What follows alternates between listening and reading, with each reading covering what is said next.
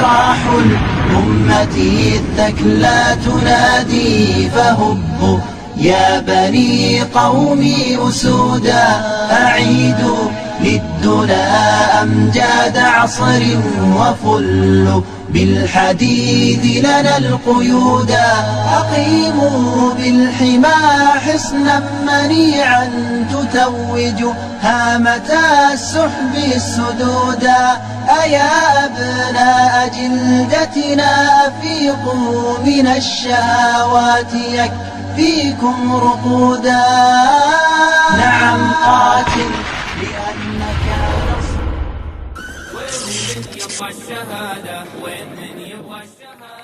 Setelah Rasulullah SAW melakukan perjanjian Hudaibiyah dengan orang-orang kafir Quraisy, maka Rasulullah SAW menggunakan kesempatan damai itu untuk mengirim delegasi dan surat kepada raja-raja di luar Arab. Salah satunya adalah Raja Heraklius di Romawi. Heraklius ternyata justru membunuh delegasi Rasulullah SAW dan beberapa orang rombongan yang datang bersama delegasi tersebut. Dalam dunia politik masa itu, membunuh delegasi adalah tantangan perang, dan hal ini membuktikan bahwa Islam tidak pernah memulai perang. Maka Rasulullah SAW menyiapkan 3.000 pasukan terbaiknya dan menunjuk 3 panglima perang terbaiknya, yaitu Zaid bin Harisah, Ja'far bin Abi Thalib, dan Abdullah bin Ruwahah. Panji Islam dipegang oleh Zaid bin Harisah. Bila Zaid gugur, maka digantikan oleh Ja'far. Jika Ja'far gugur, maka digantikan Ibnu Ruwahah. Maka berangkatlah pasukan ini ke Medan Mu'tah, yaitu sebuah daerah dekat Palestina. Perang Mu'tah sendiri adalah sebuah opening sekaligus show of force, di mana kaum muslimin menunjukkan kekuatannya kepada musuh-musuhnya termasuk Romawi dan bangsa Arab kala itu. Menantang Romawi adalah sebuah adegan yang benar-benar pamali dilakukan oleh negara-negara kecil, apalagi bangsa Arab, karena menantang Romawi sama seperti kucing menantang singa.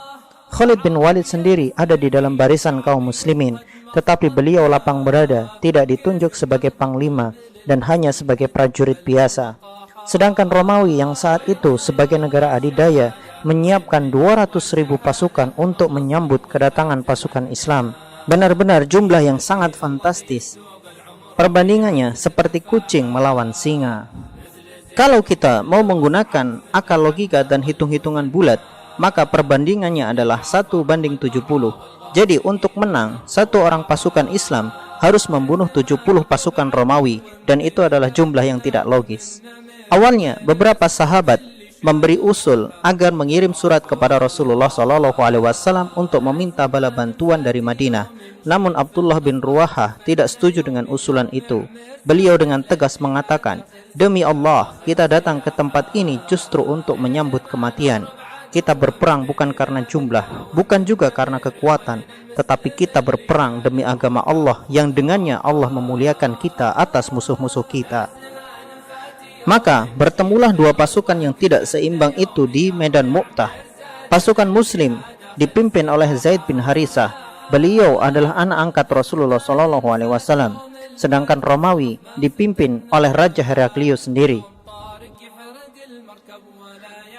Pertempuran sengit pun terjadi. Zaid memegang panji kepemimpinan dan menebas musuh-musuh di depannya. Namun beliau terkena hantaman anak panah dan senjata musuh sehingga beliau gugur. Kemudian panji kepemimpinan dilanjutkan oleh Ja'far bin Abi Thalib, sepupu Rasulullah SAW. Perang pun berkecamuk dengan hebatnya. Pasukan Romawi yang jumlahnya ratusan ribu menghadapi pasukan Islam yang hanya 3.000, tapi tidak mampu mengalahkannya. Bahkan terkesan perang yang terjadi seperti duel pasukan dengan jumlah yang seimbang. Ja'far bin Abi Thalib mendapatkan tebasan di tangan kanannya hingga tangan itu putus. Namun beliau tetap berdiri gagah memegang panji kepemimpinan dengan tangan kirinya. Kemudian pasukan Romawi pun menebas tangan kirinya dan beliau tetap mempertahankan panji itu agar tidak terjatuh dengan cara mendekapnya.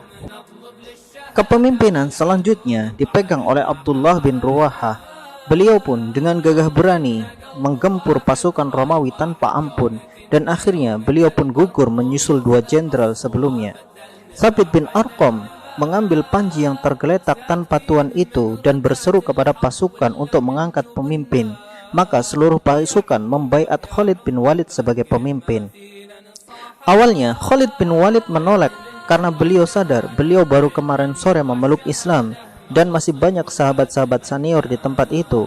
Namun ketika seluruh pasukan bersepakat terhadap Khalid bin Walid, maka beliau pun menerima kepemimpinan dengan penuh tanggung jawab. Khalid bin Walid yang dikenal sebagai ahli strategi perang terbaik ini pun mulai menyusun kembali pasukan yang kocar-kacir. Beliau membabat pasukan Romawi sembari memegang panji dengan tangan kirinya.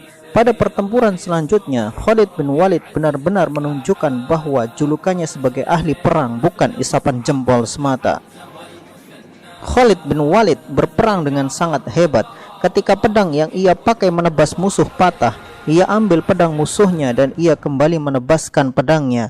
Ketika pedangnya patah, ia ambil pedang yang lain hingga beliau mematahkan 9 pedang, dan pedang ke-10 yang tidak patah adalah buatan Yaman. Allahu Akbar.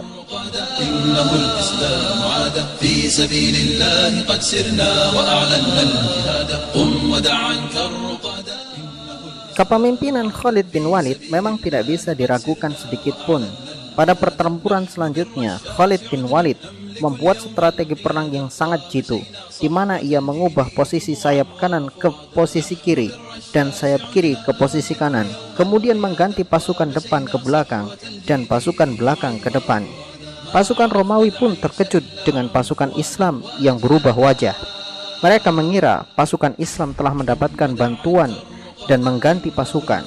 Mereka mengira pasukan yang sekarang mereka lawan adalah pasukan yang berbeda dari pasukan sebelumnya. Taktik ini benar-benar jitu untuk mengelabui musuh yang sudah jatuh mentalnya. Terbukti dengan mundurnya pasukan Romawi dari medan tempur dan korban dari mereka yang sangat banyak. Khalid kemudian menyatukan barisan pasukannya dan menyusun strategi untuk kembali ke Madinah.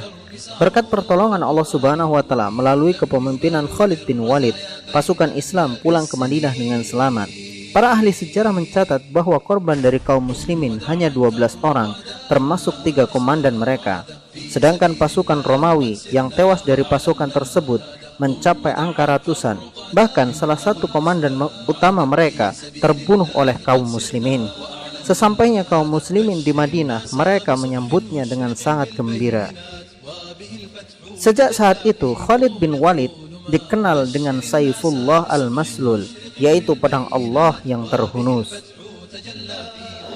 Ada beberapa hasil penting dari perang Mu'tah ini. Pertama, kaum kafir Quraisy semakin kehilangan mental mereka. Mereka tidak menyangka bahwa pasukan Islam yang jumlahnya hanya 3.000 orang mampu menghadapi pasukan Romawi yang jumlahnya 200.000 dan mereka tidak kalah.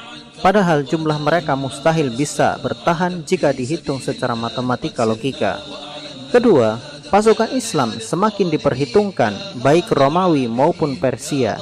Kini mereka tidak lagi boleh memandang enteng pasukan dari gurun pasir itu. Medan perang Mu'tah memuntahkan mitos Romawi sebagai negara adidaya dan menelanjangi mitos itu secara memalukan. 200.000 pasukan bersenjata lengkap dipecundangi 3.000 pasukan bersenjata ala kadarnya.